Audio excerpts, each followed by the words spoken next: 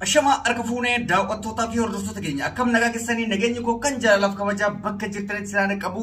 Egaan daawwattootaa fi hordoftoota keenya akkuma beekamutti torbee kana keessa waraanni adda bilisummaa Oromoo yookaan qeerroon Oromoo diddaa gabrummaa diduudhaan gara wobootti makamanii turan leenjii isaanii erga fixataniin booda loltuu Oromoo ta'uudhaan gadi bahanii haala qabatamaa ta'een haala ragaa guutuu qabatamaa ta'een magaalota hedduu booji'anii erga magaalota booji'anii biyya ofii Oromiyaa keessa akkasiin viidiyoo irraa argaa jirtan kanatti lalisaa jiran. Egaan daawwattoota hordoftoota keenya ajandaan keenyaarraa injifannoo woboowwan aanaalee garaagaraa qabachuu akkasumas immoo kufaatii biyyattiin keenya guyyaa kaleessaa qoqqobbii Ameerikaan irra keetten hangam miidhamti sharafni mallaqaa amma booda gara malee dabaluun isaa sababni isaa maalidha kan jedhuu fi akkasuma gargaarsa Ustaaz Raayyaa Abbaa Maccaa dabalatee tiimiin isaanii uummata keenya wallootiif kennan irraa kan dubbannu ta'a hamma xumuratti na hordofaan affeerra kooti. Daawwattoota hordoftoota keenya guyyoota 15 hanga 7 oliif Wallaggaa godina Wallaggaalee afraniif neetworkiin cufatee akka ture ni yaadatama. Isumaan wal qabatee odeeffannoon achirraa dhufu waan hin turiniif gabaasa keenya adda kunnee ture. Gabaasa keenya amma kan itti deebi'u nu dirqisiise. Viidiyoolee garaagaraa haala qabatamaa woboon namoonni tokko woboon ololaa kijibaa homuu lafa jiru haasaa maleedhaan viidiyoo isaa akka kanaa gaafa argitu hawaasni isaa gadi bahee simatee kan nu bulchu woboodha kan ittiin jiraannu woboodha kan nu bilisoomsu woboodha jedhee itti amanee haala isin argaa jirtan kanaan yeroo simatamtu mul'ataa jechuudha. Keessayyuu lixa Wallaggaatti woboon naannolee hedduu guututti harka mootummaa jalaa baaftee harka ofiitti galfattee jirti. Kana jechuun immoo Oromoodhaaf injifannoo guddaadha. Qeerroon Oromoo diddaa gabrummaa didanii mootummaa gabroome kana jalatti ofiif gabroomnee dhaloota dhufuun gabroomsinu jedhanii haala qabatamaa isin argitan kanaan leenjii isaanii xumuranii hidhannoo guutuudhaan saba isaaniitiif dhaabbachaa jiranii jechuudha. Biyyattiin Itoophiyaadhaa yeroo ammaa kanatti haala baay'ee sodaachisaa keessa jirti. Keessayyuu namni Ameerikaatti bu'ee fi namni sheexanni qabe tokko jedhama. Maaliif jedhama? Seexanni yoo waasitti qabatte hanga waan isin barbaaddu san kennituufitti sirraan kaatu. Daaraa sitti qabannaan daaraa, dhiiga sitti qabannaan dhiiga, manarraagaa sitti qabannaan manarraagaatti. Ameerikaanis akkasi. Qabaa sheexaanaa Itoophiyaa qabdee jirti. Asirratti qoqqobbiin guyyaa kaleessaa akka kaa'amuuf mootummaan pirezidaantiin Ameerikaa Joo Baayiden farrame irratti maal faatu jira dhiibban kan jedhu tokkoffaa gargaarsiisiin Ameerikaa irraa argatu tokko jiraatu. Kana jechuun doolaarri biyya keenya keessa seenuu hin danda'u jechuudha. Kufaatiin akka biyyoota Itoophiyaa, Suudaanii fi biyyoota akka Somaalee muudatee jira jechuudha. Gaafa kana Itoophiyaan yoo xiqqaate amma sa'a kanattuu doolaarri tokko hanga qarshii 60 Itoophiyaatti sharafamaa jira. Gaafa wanti kun farramamerraa har'aa boodiftaan waan argitan ta'a torbee kana keessa hanga 70-80 gala. Sababni isaa Ameerikaan qoqqobbii namarra keessa jechuun biyyi sun kuftee jirti jechuudha. Loon tokko bitattee galuu hin dandeessu jechuudha. Baay'ee dhiibbaa qaba. Kanaaf kana kan fide mootu hojii isaati. Yoo torbee kana keessatti waraana inni naannolee adda addaatti labsee uummata ficcisiisaa jiru yoo dhaabin maaqabiin Itoophiyaa irratti akka kufamu Joo Baayiden akeekkachiise.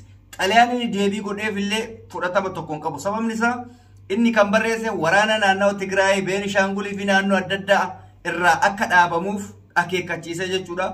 Kun hin taane taanaan Abiyyi baduusaa asumarraa hubattan. Akkamitti bada Abiyyi? Joo Baayidanii miti kan dhufee isa balleessu. Diinagdeen gaafa kufee jedhe biyya takka keessatti warra hojjettootaaf kaffaltii dhabda. Gaafa kaffaltii dhabdu hojjettoonnis deebi'anii mataa ofiitis nyaatanii jechuudha. Kanaaf salphaa bifa ta'een of kuffisee jira Abiyyi. Isarratti woboo haala ajaa'ibsiisaa kanaa yoo jajjabeessine hawaasni jaalalaa fi kabajaa qabuuf yoo kan ibsatu taate biyyi sun garamitti deemte jechuudha. Gara dimokiraasii ofii barbaaddu sanii fi mootummaa ofii barbaaddutti deemte jechuudha. Gaafa san Ameerikaanis waan barbaaddu argachuu dandeessi. Hawaasni kennas mootummaa ofii barbaade argachuu danda'a. Kana gochuudhaaf garuu callisnee ilaalu osoo hin taane deeggarsa woboodhaa barbaachisu taasisuudhaani. Fakkeenyaaf osoo akkatti jiru osoo Abiyyi bu'e Oromoo isaa kanatti eenyu bakka buufatti? Humni ishiin qabdu eenyuun woboo qofa. Maaliif? Biyyattiin Afrikaadhaa humnaan malee tolaan wanni jedhamu sun baay'ee waan itti amanamuu miti. Isiniif galee? Kanaaf woboo jabeeffachuun dirqama akkasumas dhaabboleen siyaasaa tokko tokkollee akkuma isin argitan Dr. Bararaa Guddinaa dabalatee namoonni tokko tokko gama Ameerikaa kanatti hawaasa walitti qabee haala biyya keessa jirturraa dubbachaa jira jechuudha. Kanaaf hunda jala deemanii hordofuun baay'ee gaariidha. Woboon nu boonsee jira baay'ee nuuf jiraadha nuuf galatoomaa jennaani. Isa itti aanutti yoo ce'ee gareen gargaarsa Ustaaz Raayyaa dabalatee namoota akka Kaamil Shamsuu fi kanneen kana fakkaataniin gama Wallootti imalan baay'ee tokko na boonsanii namni kun amantiidhaan osoo hin jenne Oromummaa qofatti amanee gargaarsa midhaan nyaataa hedduu fi zayitii hawaasa keenya biraan ga'uu qofa osoo hin taane tuffii tokko malee ofittummaa tokko malee duyda isaanitti baatanii gaafa isaan hawaasa kanaaf qoodantu mul'atama. Kana jechuun fakkeenya namoota nama gargaaraniif akka ta'aniif malee namni kun waan sarratanyaa baachisu dhabee ofiin baadhatu. Gargaarsa sabaa irratti eenyummaan duuba deebi'uu akka hin qabne fakkeenya guddaa nuuf godhan. Nuti kana barannee yoo ofii keenya bira jiraachuu baanne bakka jirrurraa sabni keenya yoo buqqa'e lammii keenya yeroo akkate bira dhaabbachuudha jechuudha. Kun fakkeenya guddaa ta'uu qaba. So Ustaaz Raayyaa Abbaa Maccaa jechuun nama akkamii akka ta'e na ajaa'ibsiisa. Nama amantii irratti jabaa, nama Oromummaa irratti jabaa, nama hordoftoonni amantii hundaa isa jaalatu. Maaliif isa jaalatan? Dalagaa akkanaa kanaaf isa jaalatanii jechuudha. Amantiif dantaa osoo hin qabaanne saba isaatiif amantiif dantaa qabu gaafa isiniin jedhu tuffatee osoo hin ta'in nama amantii ofii akka jabeessutti saba isaas jabeessu lammii isaas jabeessu. Kun Islaama kun Kiristaana osoo hin jenne.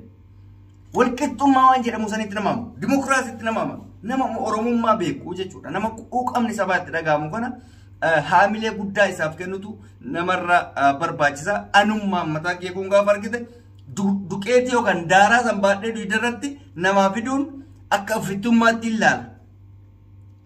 Kana kan jedheef immoo namoonni keenya akkas jechuu barbaadetti garuu inni tuffii tokko malee naannoo hangas fagaatu irraa Wallootti fidanii fi gargaarsuun fakkeenya guddaadha. Oromoon gaafa akkati tokkoome baay'ee namatti tola. Beektanii siyaasa qofa ari'uu osoo hin ta'in yeroo tokko tokko nuti eenyu jennee wal gaafachuu Oromummaadhaan argitee ilaalcha garagaraas yoo qabaanne wal xiqqeessuudhaan osoo hin taane bakka gargaaramuu qabutti an fakkeenya isinii hima. Artistii keenya Zarihuun Wadaajoo guyyaa kaleessaa Warqinaa Gabayyoo gaafa gargaaruun arge. Natti tole dhugaa rabbii. Namni sun dhaaba mootummaas ta'u rakkina dhuunfaa yookaan rakkina siyaasaa irra qabaannullee saba san dhaabbatee bira mallaqa san gargaaruun na gammachiise. Namni hundoo akkasitti yaadee kan wal gargaaru taate namni mootummaa kana jibbuu hin jiru jechuudha. Wanti mootummaan kun jibbamuuf saba kanaaf hin ta'u waan jedhamee yaadamuuf. Akka Warqinaa Gabayyoo sanitti yoo saba keetiif gumaachite ilaalcha sabaa garagarallee qabaattu baay'ee nama gammachiisa. Kanaaf Warqinaa Gabayyoo galatoomis hin jenna. Ilaalchi kee mootummaas ta'u, ilaalchi kee badaas ta'u, rakkataa gargaaruun kee mootummaan guddaadha. Krediitii olii kennuun barbaachisaadha. Haalli keessa jirru kana fakkaata. Egaan daawwattootaa fi hordoftoota keenya qophiin irra qabadhee isiniif dhiyaadhee kana fakkaata. Qophii biraatti walitti deebina. Turtii gaarii naaf qabaadha. Akka tasaa namoonni YouTube chaanaalii keenya faariyaa taatanii dhuftan yoo jiraattan subscribe gochuun qophiilee keenya gara akka hordoftan abdii isinirraa qabna. Turtii gaarii naaf qabaadha. Isin jaalladha, isin kabajaa. Nagaan.